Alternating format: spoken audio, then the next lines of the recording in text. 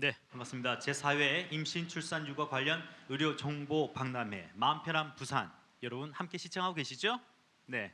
자, 이번 시간에는 함께 키우는 아이 행복한 양육 어떻게 만들까에 대해서 의료 소통 강의를 듣도록 하겠습니다. 네, 오늘 도움 말씀에 신라대학교 상담심리복지학과의 전영주 교수님 모셨습니다. 안녕하세요. 네, 안녕하세요. 자, 그러면 함께 키우는 아이 행복한 양육 의료 소통 강의 지금부터 듣도록 하겠습니다.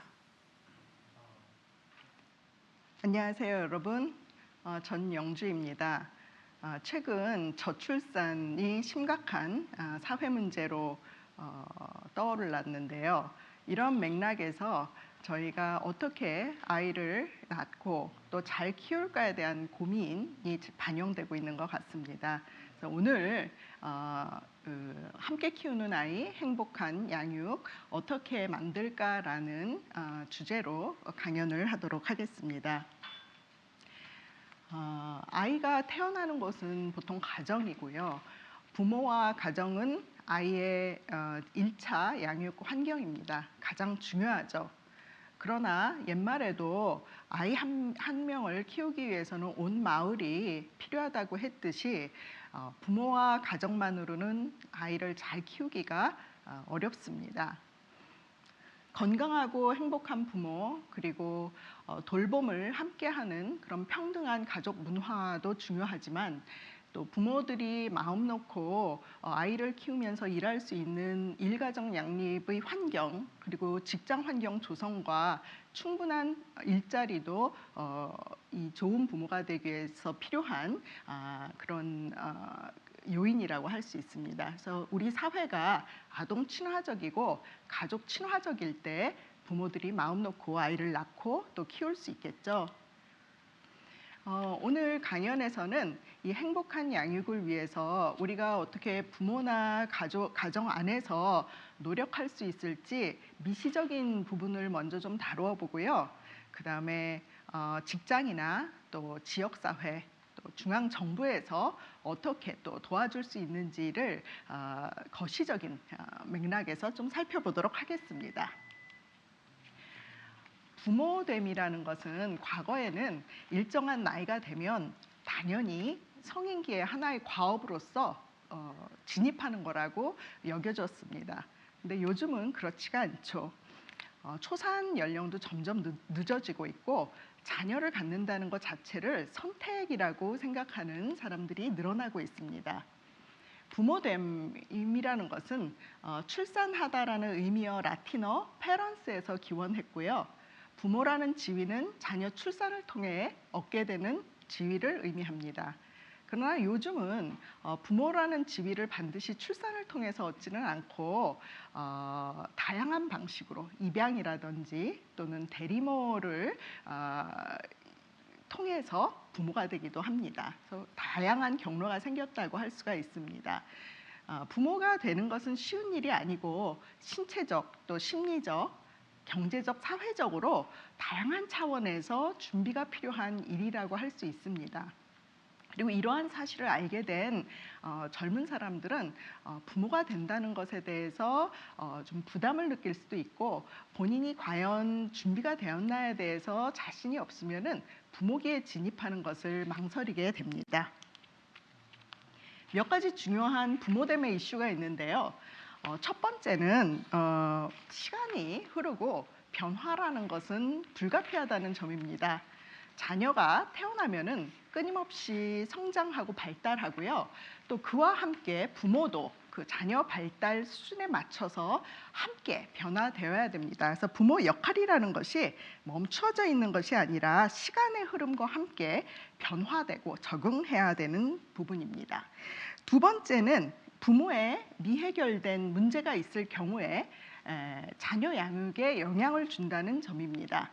부모가 우울하거나 또 많이 불안해하거나 또 기분 조절 장애가 있다든지 이런 경우에는 부모 자녀 관계에 부정적인 영향을 미칠 수도 있고 이후 자녀의 어떤 증상이나 문제 행동의 발현에 영향을 미칠 수도 있는 것입니다. 세 번째 쟁점은 부모님이 자녀에게 해야 되는 가장 중요한 부분은 따뜻한 보살핌과 무조건적인 수용, 사랑, 그리고 애정이죠. 누구나 다 잘 알고 계시지만은요, 이러한 따뜻한 애정과 더불어서 또 엄격한 부모님의 권위도 필요합니다. 사랑이 지나쳐서 무조건적으로 또 허용을 하다 보면은 버릇없는 아이가 되기도 하고 도덕성이 좀 결여된 아이로 클 수도 있기 때문입니다. 마지막으로 부모의 잘못된 습관이나 가치관이 자녀에게 많은 영향을 미친다는 것입니다. 부모의 태도나 부모의 어떤 살아오는 방식이나 생활 습관이나 가치관 같은 것이 자녀 양육에 큰 영향을 미치고, 이런 부분은 또 세대를 통해서 다세대 전수되기도 합니다. 자, 조금 전에 부모도 자녀와 함께 계속 변화되고 부모 역할도 변화된다라고 했는데요. 학자들은 대략 임신기, 영아기, 유아기, 또 아동기, 청소년기, 청년기, 이러한 자녀의 연령, 발달 수준에 따라서 부모의 역할도 보호자에서 양육자, 훈육자, 격려자, 상담자, 동반자로 적응해 나간다라고 이야기를 합니다. 오늘 강연에서 중요한 부분은 임신과 또 출산, 육아이기 때문에 첫 세 단계, 임신기와 영아기 그리고 유아기 중심으로 해서 좀 자세히 볼까요?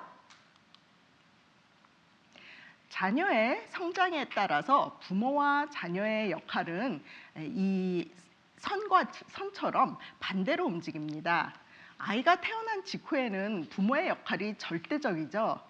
아이가 할 수 있는 것은 울고 또는 뭘 하나요? 우는 거 외에 별로 할 일이 없죠. 근데 부모는 씻겨야 되고 먹여야 되고 재워야 되고 참으로 많은 일을 합니다. 그래서 이 영아기에는 아이의 생존이 부모에게 절대적으로 의존되어 있다라고 이야기할 수 있는데요.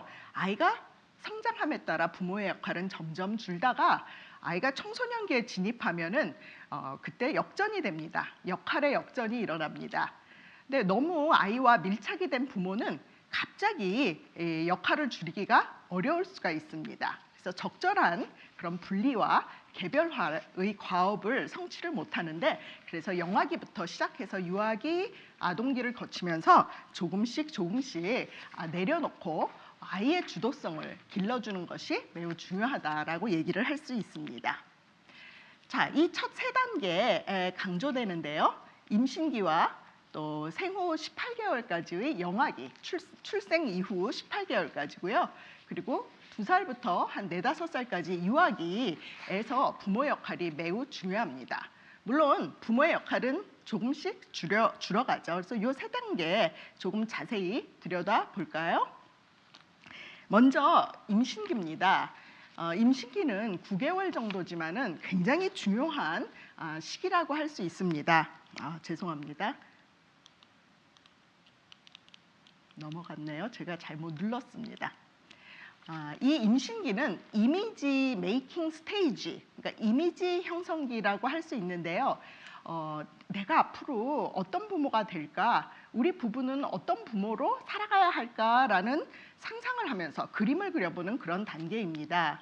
이 단계는요, 태아에게 엄청난 영향을 미치고 출생 후 평생 동안에 신체적, 정신적 건강에 영향을 미치는 시기입니다. 그래서 태아에게 물리적으로 안전한 그런 환경을 조성해 주기 위해서 태아에게 위험한, 예를 들면 음주라든지 흡연이라든지 이런 유해한 상황들을 피해야 되고 곤란한 상황이 오지 않도록 해야 되겠죠. 그리고 어머니만 이 임신기가 중요한 것이 아니라 배우자인 아버지도 적극적으로 참여해 주셔야 됩니다. 정서적으로 힘들 이 임신 기간 동안에 아내에게 지지를 해줘야 되고, 아내의 심리적 안정을 도모해 주는 것은 바로 아버지이기 때문입니다. 자, 아이가 태어나서 18개월까지입니다. 이 단계는요, 우리가 이제 영아기라고 하는데 부모가 보호자로서 또 양육자로서 중요한 역할을 할 때입니다. 영아는 부모에게 전적으로 생존을 의존하는 상태이기 때문에 외부로부터 보호하고 또 양육해주는 역할을 수행하는 것이 이 시기에 부모가 해야 될 일입니다. 또한 눈맞춤이나 포옹이나 접촉이나 또 아이의 그 욕구에 민감하게 반응해서 돌보아주면서 무조건적으로 아이의 욕구를 수용해주는 그러한 양육이 아주 중요할 때입니다. 철저히 아이의 욕구에 맞춰져야 돼요. 부모가 되면 제일 먼저 배우는 게 뭘까요? 아이의 울음소리가 어떤 욕구를 의미하는지를 파악하는 것입니다. 배고파서 우는 것인지, 기저귀가 젖어서 우는 것인지, 어디가 불편해서 우는 것인지를 파악해야 되는 거죠. 이것은 전적으로 아이에게 안테나가 맞춰져 있지 않으면 어려운 일이겠죠. 동시에 청각이나 후각이나 미각이나 촉각의 자극을 제공하는 것도 부모의 역할입니다. 그런데 이러한 역할을 하자면 얼마나 부모님들이 힘드시겠어요. 본인의 욕구나 욕망은 다 내려놓고 오직 이 작은 태어난 아이의 욕구에 시간과 에너지를 써야 됩니다. 그러다 보니까 이 역할이 결코 쉽지 않다라는 걸 깨닫게 되고, 그 전에 임신기에 상상했던 어떤 부모로서의 그림, 이미지와 닥친 부모됨의 현실간의 괴리가 너무 큰 거예요. 그래서 이 시기에는 부모들이 부모 역할이라는 현실에 적응하는 게 굉장히 중요한 과업입니다. 또 남편과 아내가 2인 관계로서 알콩달콩 지내던 때와 달리 아이가 출생한 다음에는 삼각관계가 형성이 되면서 부부 사이에는 좀 소원한 관계가 생기기도 합니다. 소통도 줄어들고 아이 돌봄에 에너지가 집중되기 때문입니다. 그러다 보면은 많은 스트레스를 경험할 수 있는 단계가 바로 이때입니다. 아이가 이제 만 2살 지나면 우리가 유아기라고 하고요. 어린이집에 가는 그런 아이들도 있죠. 이 시기에는 양질의 양육자 역할이 중요한데요. 유아에게 적절한 그 역할 모델, 롤 모델을 부모가 보여줘야 되고요. 동시에 유아와 정서적인 상호작용과 그 언어적인 상호작용을 적극적으로 많이 시도해야 되는 시기입니다. 이 시기에 아이가 제일 많이 하는 말이 뭐죠? 내 거야. 내가 할 테야. 이런 얘기를 가장 많이 합니다. 그래서 우리가 미운 새살 이렇게 표현하기도 하는데요. 아이가 이런 자의 싹이 돋아오를 때 부모는 그것을 격려해주고 아이의 자율성을 키워줄 수 있어야 됩니다. 그러나 동시에 아이가 이제 최초의 사회생활을 시작하게 되기 때문에 아이가 외부에 나가서 자기 조절을 하지 못한다면은 또 곤란하겠죠. 그래서 부모님들이 권위를 세우고 아이에게 훈육을 시작하는 때도 이때입니다. 약간의 딜레마가 있을 수 있죠. 아이의 주도성이라는 것도 격려해줘야 되고 또 동시에 도덕성 발달도 간과해서는 안 됩니다. 그래서 이 유아기의 부모 역할은 주도성과 도덕성 발달의 균형을 잘 맞춰가는 그런 조력자 역할 중요합니다. 이때는 아이들이 인지적으로도 많이 성장하기 때문에 다양한 놀이를 제공해주고 또 적절한 학습 기회를 많이 주는 것이 중요합니다. 그래서 부모님들이 이때 산으로 바다로 계곡으로 아이와 많이 놀러 다니시죠. 자, 제가 지금 행복한 양육을 위한 미시적인 노력에 대해서 이야기를 하고 있는데요. 개인과 가족과 사회는 뗄래야 뗄 수 없는 매우 유기적인 상호 관계를 갖고 있습니다. 여러분들 건강한 가족이 있는데 병든 개인이나 병든 사회라고 그럼 뭔가 안 어울리죠. 반대도 마찬가지입니다. 개인과 가족과 사회의 건강성은 서로 연결이 되어 있고 의존적이기 때문입니다. 지금 가족 안에 제가 작은 동그라미로 부모 자녀라고 적었는데요. 더 많이 있을 수 있어요. 뭐 형제 자매 관계가 있을 수도 있고요. 할머니께서 같이 사신다면은 고부관계도 있을 수 있고요. 다양한 하위 체계가 있을 수 있습니다. 근데 이러한 미시적인 환경들이 서로 다 연결되어 있다는 점이 중요합니다. 아이가 성장하는 가족 관계는 매우 상호 의존적입니다. 따라서 아이에게 그 건강한 양육 환경을 주기 위해서는 모든 가족 내의 관계가 건강하게 유지되는 것이 중요합니다. 만약에 가족이 좀 어려움을 겪게 될 경우에 일반적으로 나타날 수 있는 역기능은요. 일단 첫 번째로 배우자에게 문제가 일어날 수가 있어요. 예를 들어 아내가 우울하다든지 남편이 술을 많이 마신다든지 이런 것들은 배우자에게 나타나는 역기능이고요. 또 만성적인 결혼 갈등, 부부싸움이 잦다든지 또 부부관계에 잦은 냉전이 온다든지 이런 것들이 만성적인 결혼 갈등이죠.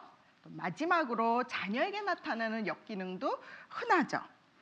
자녀가 일탈 행동을 한다든지 ADHD라든지 자해를 한다든지 좀 자라서는 게임 중독이나 등교 거부를 한다든지 이런 것들은 자녀에게 나타나는 역기능이다라고 할 수가 있습니다.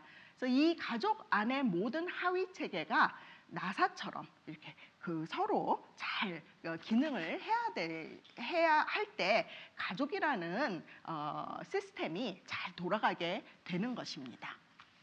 자, 이것은 전 세계의 가족 상담 학자들이 이야기하는 건강한 가족 구조입니다. 간단한 그림 같은데요. 보시면은 성인 2명을 아빠와 엄마, 남편과 아내로 보시면 될 것 같고요. 그 밑에 아동 셋이 아마 자녀인 것 같아요. 자, 여기를 보면은요, 가족 체계 안에서 성인 둘, 그러니까 부부 체계가 개별화되어서 분리되어서 명확한 경계를 갖고 있는 것을 볼 수 있습니다. 부부 체계는요, 자녀도 침투하면 안 되고 원가족도 그게 시가든 처가든 어디 그 본가든 침투하지 말아야 되는 어떤 굉장히 고유한 경계가 있어야 되는 게 부부 체계입니다. 그리고 또 형제 자매 체계는 또 나름의 규칙을 갖고 생애 최초의 사회생활을 배우게 돼요. 그런데 많은 가족들이 이렇게 돌아가지 않나라고 생각하실지 모르겠는데요. 흔히 볼 수 있는 역기능적인 가족 구조는 이와 같습니다. 바로 성인, 그러니까 부부 중에 한 명이 자녀와 매우 밀착되고 동맹관계를 갖는 것입니다.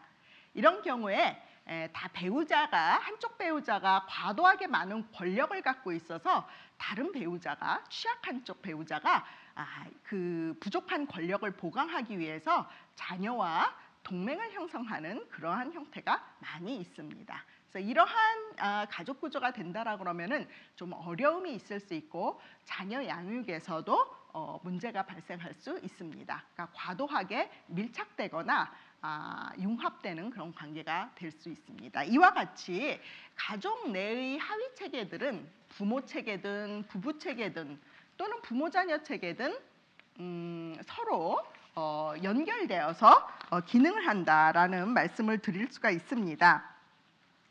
각각의 하위 체계는 다 달라요. 부부 하위 체계랑 부모 하위 체계는 같아 보이지만 꼭 그렇진 않습니다. 쉽게 이야기해서 만약에 부부가 별거나 이혼을 하게 되었을 때 부부 하위 체계는 해체되더라도 서로 협력적으로 가면은 부모 체계는 유지가 될 수 있습니다. 그런데 만약에 협조하지 못한다라고 그러면은 부모 하위 체계와 부부 하위 체계가 다 붕괴되는 위험에 처할 수가 있습니다.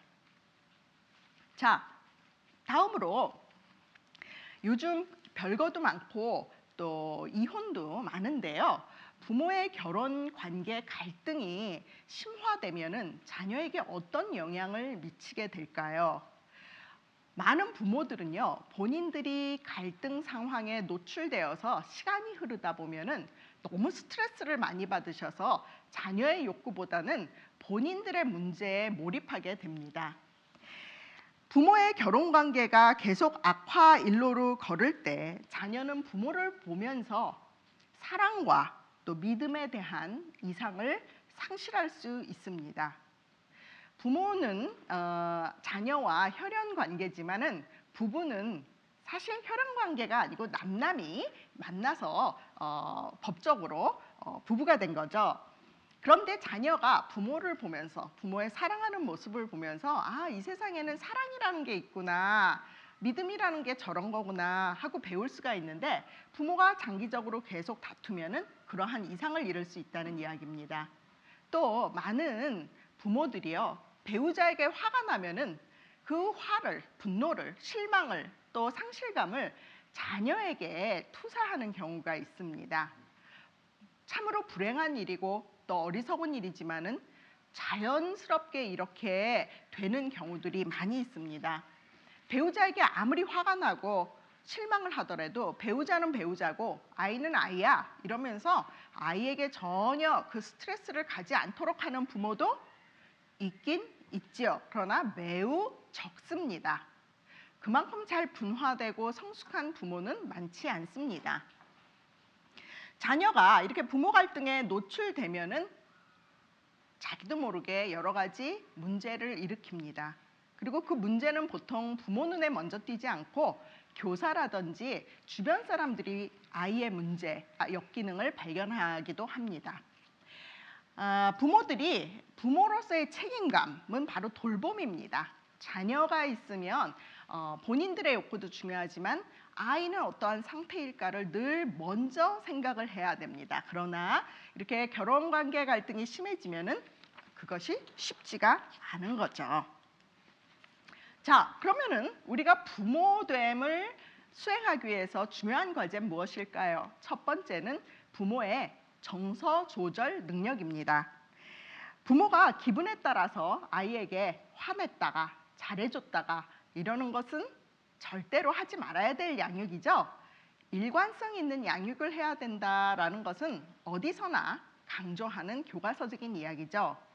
그런데 부모가 성숙되지 않고 본인의 기분 조절을 잘 하지 못한다라고 하면은 그것이 양육에서 큰 문제가 될 수 있습니다. 또 부모가 되기 전부터 아이에 대한 그림을 다 그려놓고 그 틀에 맞춰서 아이를 키우려는 부모들이 있는데요. 특히 첫 아이의 경우에 부모의 기대가 많이 투영되게 마련이죠. 그러나 성숙한 부모들은 자녀의 기질을 이해하고 부모의 틀이 아닌 아이의 있는 그대로의 모습을 수용하게 됩니다. 그래서 저희가 첫 아이 때는 이러한 역할을 제대로 못하다가 둘째 아이, 셋째 아이로 갈수록 부모의 기대보다 아이의 기질을 그대로 수용하는 경향이 있지요. 또 아이의 발달 단계의 특성을 이해해야 됩니다. 우리가 시행착오를 많이 겪는 것은 부모가 처음 돼보기 때문에 특히 첫 아이의 경우에는 3살이 어느 정도를 이해하고 어느 정도의 일을 할 수 있는지에 대한 감을 좀 못 잡는 것 같아요. 그래서 아이의 발달 단계 특성, 그 지식을 좀 알고 그에 맞춰서 부모 역할을 하는 것이 중요합니다. 또한 문제 행동을 보이는 경우가 있죠. 그럴 때 일반적이고 자연스러운 지나가는 문제일 수도 있지만 때로는 그것을 좀 수정해야 될 필요성이 있는 경우도 있습니다. 그래서 문제 행동의 맥락을 잘 살펴보고 문제 해결을 위해서 어떤 합리적인 방법이 있는지 그 자원들을 지역사회에서 찾을 수 있어야 할 것입니다. 마지막으로 부모 자신의 미해결된 이슈를 통찰할 수 있어야 되고 그것을 해결하는 것이 부모 역할의 중요한 과제라고 할 수 있습니다. 제가 여기 생각해 보세요 라고 4가지 질문을 던져봤는데요. 30초만 생각해 보시겠어요? 그동안 저는 물을 마시겠습니다.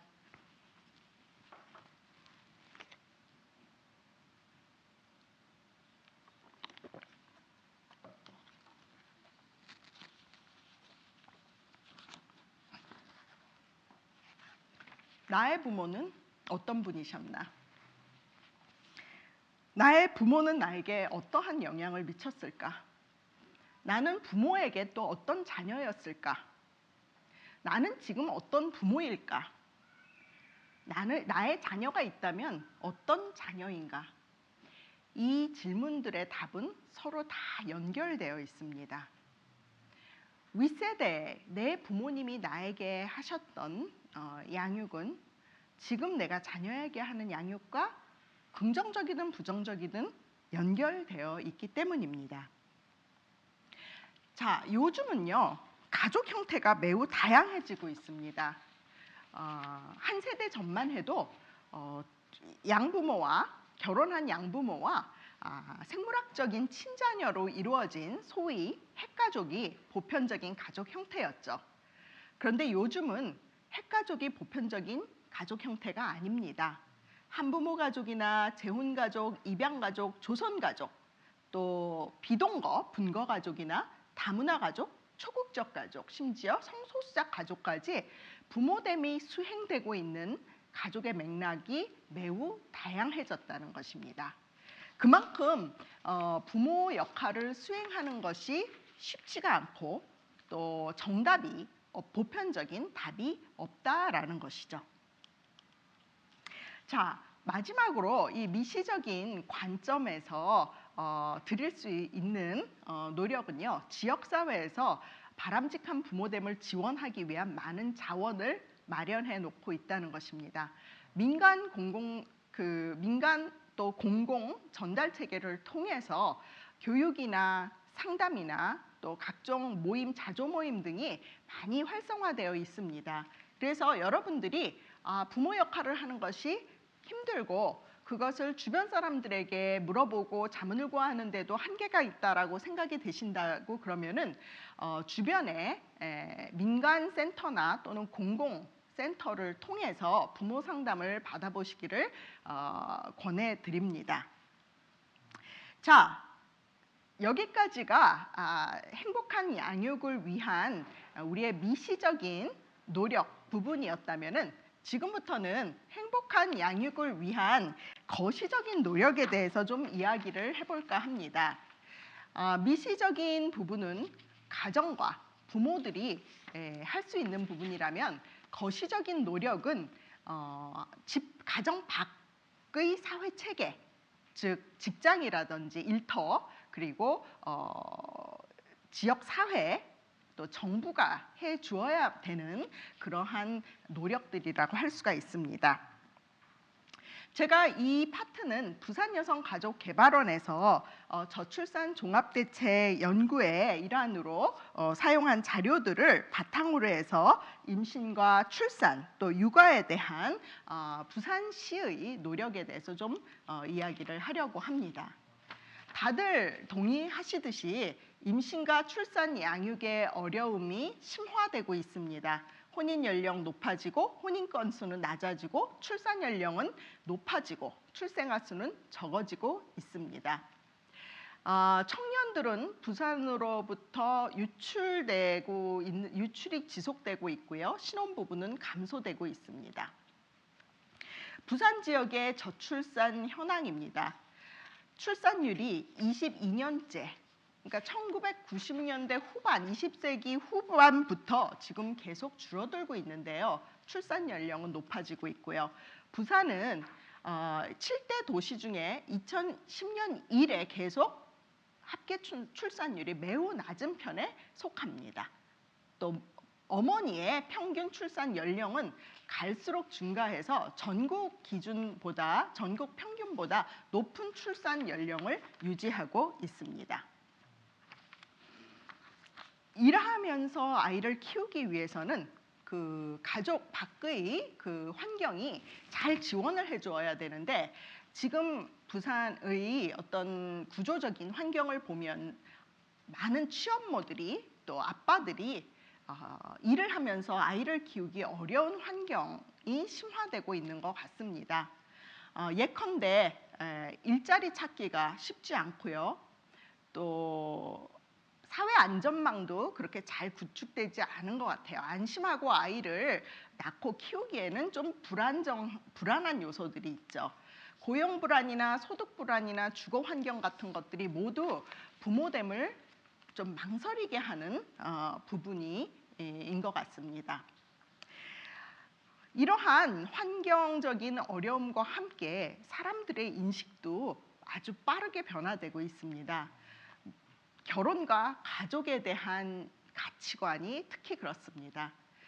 그런데 남성과 여성의 가치관 변화가 좀 발을 맞추면서 변하면 빨리 변하더라도 마음이 좀 통할 텐데요. 또 이 가치관이 변화함에 있어서 성별 간의 지체 현상이 심화되고 있습니다. 누가 더 빠를까요? 여성이 더 빠르죠. 여성은 굉장히 빠른 속도로 변화되고 있고요. 남성은 여성보다는 덜 빠른 속도로 변화되고 있다라는 사실입니다. 여기 나와 있는 이 설문조사는요, 부산 여성가족개발원에서 실시한 것인데요. 각 항목에서 보면은요, 이 별표가 남성과 여성 사이에 통계적으로 유의한 차이가 있음을 보여주는 별표예요. 모든 항목에서 남성과 여성 사이에 유의한 차이가 나타나고 있는데요. 특히 여성이 남성보다 결혼에 대해서도 부정적이고 자녀를 갖는 것에 대해서도 부정적이라는 점입니다. 여성은 남성보다 결혼하면 손해다, 결혼은 구속이다 라는 인식이 높고요. 남성이 여성에 비해서는 또 자녀에 대한 전통적인 혈연 중심의 가치관을 갖고 있음을 볼 수가 있습니다. 그럼 출산 부담은 어떨까요? 부산 지역의 출산 환경 그다지 우호적이지 않네요. 공공의료기관은 그 수에 있어서나 또 병상 수에 있어서 전국 평균보다 낮습니다. 7대 도시 중에서 6위로 하위권이고요. 또 영아와 모성의 건강도 우려할 만한 수준입니다. 영아 사망률, 모성 사망률, 부산 지역이 전국 평균보다 높다는 사실 알고 계셨습니까? 자, 아이를 이렇게 안전하게 낳기도 어려운, 모성 보호도 잘 되지 않는 환경에서 아이를 낳았더니만 그럼 양육과 교육 환경은 어떠한가 봤더니만 이 또한 그닥 만만치가 않네요. 국공립 어린이집 비율은 낮고 사교육비는 증가 추세에 있습니다. 부산은 유아 1000명당 보육시설 수가 7대 도시 중에 6위입니다. 보육시설이 부족하다는 거죠. 특히 공공보육이 부족합니다. 반면에 아이가 이제 학교에 가잖아요. 유아기를 지나 아동기가 되면은 사교육비를 많이 들이는데 또 부산 지역의 월 평균 사교육비는 전국 평균과 유사합니다. 또 이런 부분은 순위가 높아요. 그리고 또 이 그래프를 보시면, 선 그래프를 보시면 계속 증가 추세에 있음을 볼 수 있습니다. 자, 시민 전문가들에게 물었습니다. 자녀를 낳을 의향이 있냐고요. 그랬더니 신혼부부는 낳겠다고 했지만 기혼 부부는 낳지 않겠다는 응답이 높았습니다. 그리고 남성보다 여성이 아이를 낳지 않겠다는 응답이 높았고 소득 수준에 따라서 또 이 자녀를 낳을 의향이 달랐는데 소득 수준이 높을수록 낳겠다 그랬고 소득 수준이 낮은 분들은 낳지 않겠다라고 했습니다. 자녀의 의미에 대한 의견도 보니까 결혼하고도 자녀 갖지 않을 수 있다라는 부산 시민이 57.3% 상당히 높죠. 그리고 자녀를 낳지 않으려는 이유를 보면은 양육과 교육 비용 부담이 가장 높았습니다. 네, 여성의 경우에는 가정 내 자녀 양육에 대해서 불평등하다라는 응답이 매우 높았는데요. 돌봄을 함께하는 문화가 많이 확산되고 있음에도 불구하고 여전히 여성들은 남성에 비해서 훨씬 더 많은 부담감을 느끼고 있는 것 같습니다. 남성 또한 자녀와 함께하는 시간은 부족하다는 응답이 65%나 되었습니다. 부산의 생활 환경에 대해서 대한 평가를 보았더니 안전 환경 가장 높았고요. 그다음이 주거 환경, 문화 환경 순이었고 마지막이 일자리 환경이었습니다. 반면에 자녀를 키우는 데 있어서 부산의 좋은 점이 무엇이냐고 했더니 공원도 있고 산도 있고 바다도 있다. 자연 환경이 참 좋다가 가장 높게 나타났고 반면에 자녀를 키우는 데 부족한 점은 집값과 생활 편의 시설과 같은 주거 환경에서 가장 높은 응답이 나왔습니다. 네, 결혼, 임신, 출산, 양육 과정에서 이를 그만둔 경험이 37.3%로 3분의 1 정도 되었고요. 직장과 가정생활 병행, 일, 가정 병립의 어려움을 34.6%가 그렇다라고 이야기를 했습니다. 특히 여성이 일가정 양립을 어렵게 느꼈죠. 반면에 출산휴가나 육아휴직을 자유롭게 사용할 수 있냐고 했더니 비동의가 48.5%, 거의 절반에 육박하는 응답자가 마음 편히 출산휴가나 육아휴직을 사용하지 못한다라고 했습니다. 이와 같이 임신과 출산, 육아에 있어서 부산 지역의 환경은 그렇게 만만치는 않은 것 같습니다. 일자리 문제 때문에 젊은 층들이 많이 유출되고 있고요. 또 결혼이나 양육, 교육에 있어서 드는 비용이 너무 높고 그 부담이 커서 출산을 피하게 되는 경향이 있습니다. 또 중요한 것은 남성과 여성이 함께 가정을 이루고 또 아이를 낳고 키워야 되는데 여성과 남성의 가치관 차이가 점점 커지고 있다는 것도 큰 문제입니다. 아이를 낳아서 키우기에 좋은 그런 아동 우호적인 가족 친화적인 부산으로 만드는 과제가 매우 중요한 것 같습니다. 그리고 젊은 층들은 결혼, 출산, 양육에 대한 경제적 지원을 지속해 주는 것에 대해서 굉장히 민감하고 중요하게 생각하고 있었고 전문가들은 일자리 정책과 일가정 양립 지원 그리고 남성들의 육아 참여 확대가 중요하다라고 보고 있었습니다. 네, 그래서 이제 종합해 볼 때 부산 지역에서 우리가 아이를 마음 놓고 낳고 또 키우기 위해서는 전반적으로 삶의 질을 높이고 삶의 기반, 의식주가 넉넉하게 걱정하지 않게 이루어질 수 있도록 안정적인 일자리 제공과 주거 마련에 대한 부담을 줄여주는 것이 중요합니다. 또한 여성들이 결혼, 육아, 직장 생활에 대한 불평등을 많이 이야기를 하느니만큼 성평등한 여건을 강화하는 정책이 필요할 것 같습니다. 아이 낳아 키우기 좋은 부산 환경 조성 아주 중요한 일인데 그러기 위해서는 결혼과 출산 그리고 양육 비용에 대한 부담을 좀 줄여주고 돌봄 제공과 관련된 돌봄 서비스 인프라를 잘 조성하는 것이 중요합니다. 그리고 이제 남성들도 육아에 참여하고 성평등한 가족 문화 속에서 함께 일하고 함께 아이를 키우는 것이 중요함을 알 수가 있고 주거 지원도 강화돼야 되는 거죠. 자, 이것은 부산시에서 현재 저출산 종합계획 정책 체계로 만들고 있는 것인데 이대로만 된다면 정말 좋겠습니다.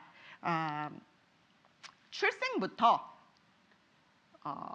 아이가 성장하는 그 모든 환경에서 지원해 주겠다는 것인데요. 건강한 임신, 출생 서비스 심화하고 강화하고 또 예방적인 건강 지원을 강화한다는 것이고요. 또 보육의 공공성과 품질을 강화하고 지역사회의 돌봄 체계를 구축해서 행복한 돌봄을 가능하도록 하겠다는 거죠. 그리고 청년들이 일하고 머물고 또 신혼자리 지원을 하겠다는 것입니다. 평등한 가족 문화와 아빠 육아 확산을 통해서 여성들의 양육 분담을 좀 돕겠다는 것이고요. 또 일 돌봄 병행 직장 환경 조성이라고 해서 좀 편안하게 아이를 키우면서 일할 수 있는 그런 산업 구조를 확대하겠다는 것입니다. 그리고 성희롱이나 성폭력으로부터 안전한 그런 사회를 계속 지향하는 것도 중요한 정책 과제로 나와 있습니다. 자, 우리가 패런팅이라고 하면은 출산을 통해서 부모 역할을 하는 거라고 강의 시작할 때 말씀을 드렸습니다만 지금 서구 사회에서 전 세계적으로 강조되는 것은 소셜 패런팅의 개념입니다. 소셜 패런팅이라는 것은 그대로 공공의 돌봄입니다. 부모만 돌보는 것이 아니라 사회가 모두 참여하는 것입니다. 그리고 부산시가 지향하는 바도 바로 부모들이 안심하고 일하면서 아이를 키울 수 있도록 이런 사회적 돌봄을 강화하는 방향으로 가고 있다라고 생각이 됩니다. 네, 이것은 트리플 돌봄 균형을 향한 부산형 돌봄 체계고요. 함께 일하고 다 같이 키우는 행복한 도시 부산, 이것이 부산시의 비전이라면 그 안에서 아이와 부모의 삶의 질이 개선되고 또 성평등이 실현되며 행복한 삶의 터전이 구축되어야 되겠죠. 네, 조금 전에 보여드렸던 그 사회적 돌봄이 정책적으로 실현이 되려면 어떻게 돼야 되는지에 대한 그림이고요. 네, 여기까지 하겠습니다. 행복한 양육을 위한 노력은 개인의 힘만으로는 부족하고요.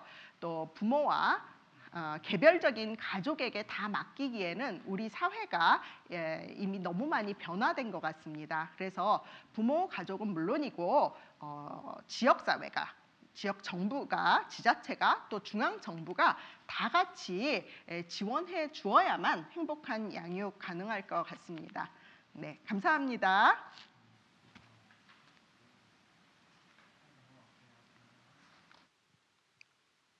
네, 제4회 임신 출산 육아 관련 의료 정보 박람회 마음 편한 부산 의료 소통 강의 잘 들으셨죠? 네. 아프리카 속담에 이런 얘기가 있습니다. 아이 하나 키우기 위해서는 마을 전체가 필요하다. 이걸 현대식으로 좀 바꿔 볼까요? 아이 하나 키우기 위해서는 마음 편한 부산이 필요하다. 네. 내일 또 많은 정보로 여러분과 함께 하도록 하겠습니다. 오늘 이 시간은 여기까지 하겠습니다. 감사합니다.